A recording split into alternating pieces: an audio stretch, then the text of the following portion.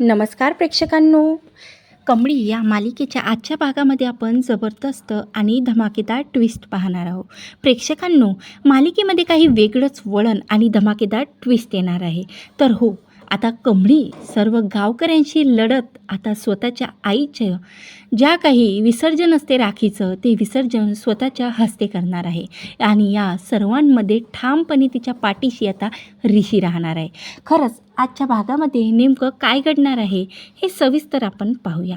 इकडे मात्र आता सर्व गावकऱ्या मंडळींनी आता आयोजित केलेलं असतं की काही पैसे जमा करून आता कमळीच्या आईच्या जी काही विधी असते ती विधी करायची. पण कमळी बोलते की नाही, आजपर्यंत जोवर माझी आई होती तोपर्यंत तुम्ही सर्वांनी तिला बोललेले आहात आणि काही जण खरंच त्यांना मनापासून माझी मदतसुद्धा करायची आहे.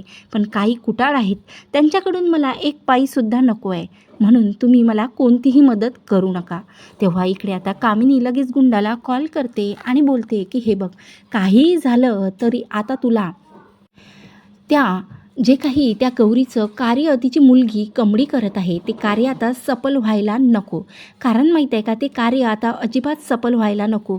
आता त्या गौरीला मेलेली असूनसुद्धा मला त्रास द्यायचा आहे. म्हणून आता इकडे कामिनीने काही गुंड गावकऱ्याच्या मदतीसाठी ठेवलेले असतात की हा जो काही गौरीची विधी असणार आहे, अंतिम विधी, त्याच्यात आता मात्र विघ्न घालण्यासाठी. आता हे सर्व काही ऋषी ऐकत असते. ऋषी आता त्या गुंडांचं बोलणं ऐकते आणि बोलते की तुम्ही आता कमळीला कसे अडवणार ना हे मी बघणार, कारण त्या कमळीच्या पाठीशी ऋषी आहे. तर अशा प्रकारे दुसऱ्या दिवशी सकाळी आता इकडे मात्र पोलीस खूप काही CCTV चेक करत असतात की खरंच एवढ्या मोठ्या पहाडावरून नेमकी गोळी झाडली तरी कुणी असणार. आणि त्याच दिवशी नेमकं इकडे आता कामिनीला काहीही माहिती नसतं, तर सिद्धटेकला जाण्यासाठी निघालेले असतात, ते म्हणजे राजन आणि आजी. आता राजन आणि आजी सिद्धटेकला जाण्यासाठी निघालेले असतात. तर आता ते पोहोचतात तेव्हा इकडे मात्र आता कमळी जेव्हा तिच्या आईची विधी चालू असते तेवढ्यातच आता आजी आणि राजन तिथं पोहोचतात. आता कमळी लगेच आजीला मिठी मारते आणि जोरजोरात रडायला लागते की आजी, जेव्हा माझ्या वडिलाचं नाव मला आई सांगणार होती तेव्हा कुणीतरी माझ्या आईला गोळी मारली आजी. आणि कोण असणार गं, असं कोणाची माझ्या आईसोबत दुश्मनी होती? खरंच माझे वडील कोण असणार आजी, की ज्यांचं नाव सांगण्यापासून आईला रोखण्यात आलेलं आहे? खरंच आजी, माझ्यापुढे खूप प्रश्न पडलेले आहेत. पण आता अगोदर एकच प्रश्न आहे की आई खरंच जिवंत आहे की नाही आहे? पण आता इकडे मात्र काही प्रूफ मला पोलिसांनी दिली, त्याच्या आधारे मला असं वाटते की आई या जगात नाही आहे आजी. तेव्हा आता इकडे आजी मात्र नातीला जवळ घेऊन शांत करते आणि बोलते की रडू नको बाळा, सर्व ठीक होणार. तेव्हा आता लगेच इकडे काही हस्त्या वगैरे घेऊन आता नदीवर, गावात असलेल्या नदीवर आता हे सर्व लोक जातात. तेवढ्यातच आता पोलिसाच्या हातात एक जबरदस्त पुरावा लागतो आणि त्या पुराव्यात स्वच्छ असा चेहरा दिसतो, तो म्हणजे कामिनीचा. आता लगेच पोलीस तो पुरावा आता त्या मंदिराच्या CCTV कॅमेरेमधून घेतात आणि लगेच जिथं आता कमळी ती पूजाविधी, अंतिम विधी गौरीची करत असते तेव्हा आता राजनसुद्धा पोचलेला असतो. आता राजन तो कळस हातात घेऊन उभा असतो आणि कमळी पूजाविधी करत असते. तेवढ्यातच आता इकडे लगेच ऋषीच्या लक्षात आलेलं असतं की पोलीस आता आलेले आहे. तेव्हा आता आजीसुद्धा आता ऋषीसोबत येते आणि पोलिसासोबत बोलते की काय झालं सर, तुम्हाला काही पुरावा मिळाला का? आणि किती दिवस झाले तुम्ही गौरीला शोधू शकले नाही, पण निदान कोणी तिच्यावरती गोळी झाडलेली आहे हे तर तुम्ही मला सांगू शकता ना? त्यावर आता पोलीस बोलतात की हो मॅडम, मी याच्यासाठीच आलेले आहे की कमळीला दाखवायचं आहे की ही बाई तुमच्या कुणी ओळखीची आहे का, त्यासाठीच मी इथं आलेले आहे. त्यावर आता ऋषी बोलतं की ठीक आहे, कमळी आता पूजेत आहे. सर, तुम्ही आता काय CCTV फुटेज तुमच्या हाती लागलेलं आहे ना ते मला दाखवा.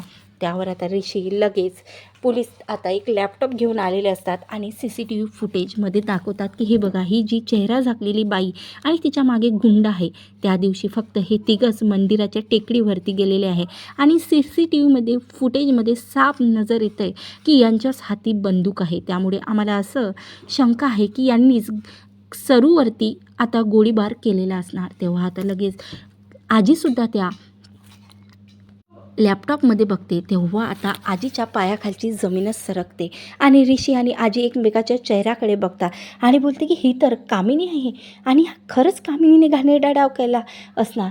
पण का? आता कामिनीला सरू म्हणजेच कमळीला तिच्या वडिलाचं नाव सांगत होती, याचा काय प्रॉब्लेम असणार. तेव्हा आता कामिनीचा असा चेहरा CCTV फुटेजमध्ये बघितल्यानंतर आजीची आग तळपायातली मस्तकात जाते. आता आजीने चक्क निर्णय घेतलेला आहे की कामिनीला आता हा CCTV फुटेज आजी तिच्या मोबाईलमध्ये घेते आणि जा विचारण्याचा. तेव्हा आता लगेच आजी बोलते की हो, ही माझ्या घरीच राहते आणि खरंच तुम्हाला असं वाटते का की 100% हिनेच हा खून केलेला आहे. त्यावर आता पोलीस बोलतात की हो, आम्ही जेवढं चेक केलं त्याच्यातून आम्हाला असंच समजलेलं आहे. तेव्हा इकडे कमळीसुद्धा आता पूजा आटोपते आणि राजनसुद्धा आता पूजाविधीत आता कमळीची मदत करते आणि पूजा आटोपल्यानंतर राजन आणि कमळीसमोरसुद्धा खूप भयानक मोठं सत्य येतं की कामिनीने सरूवरती हल्ला केलेला आहे. आता खरंच आजी या सर्वांमध्ये आता निर्णय घेते की खरंच कामिनीने हा डाव खेळलेला आहे का, ह्याचे पुरावे आता आजी स्वतः एकट्ठा करण्याचा निर्णय घेते. खरंच प्रेक्षकांनो, इकडे नातं तर आता कमळीपर्यंत पोहोचलेलं नाही की आजी आणि राजनच तिचे वडील आहेत आणि अन्नपूर्णा आजीच तिची स्वतःची हक्काची आजी आहे. पण त्या अगोदर मालिकेमध्ये आता खूप धमाकेदार ट्विस्ट आलेला आहे, तो म्हणजे कामिनीचं पितळ एका CCTV फुटेजमुळे आता आजी आणि राजन आणि कमळी ऋषी समोर आलेला आहे. खरंच प्रेक्षकांनो, आता हे आजी नेमका काय डाव खेळत, अन्नपूर्णा आजी नेमका काय डाव खेळत आता CCTV फुटेज सोबत घेत आता या कामिनीचा काळा चेहरा आता सर्वांसमोर आणत नेमकं काय नवीन ट्विस्ट आपल्याला मालिकेमध्ये पाहायला मिळणार आहे हे लवकरच तुम्हाला माझ्या चॅनलवरती समजेल. म्हणून प्रेक्षकांनो, आता कामिनीचं भांडफोड तर आजीसमोर झालेलं आहे एका CCTVच्या फुटेजमुळे. खरंच प्रेक्षकांनो, आता हा गुन्हा कामिनी स्वीकारणार का. आता लवकरच एका छोट्या लहानपणीच्या फोटोमुळे आता राजनसमोरच कमळी त्याची मुलगी आहे हे सत्य लवकरच येणार आहे. म्हणून प्रेक्षकांनो, कमळी मालिका अशीच बघत राहा माझ्या चॅनलवरती आणि आवडल्यास लाईक आणि सबस्क्राईब करा. धन्यवाद. जय गजानन.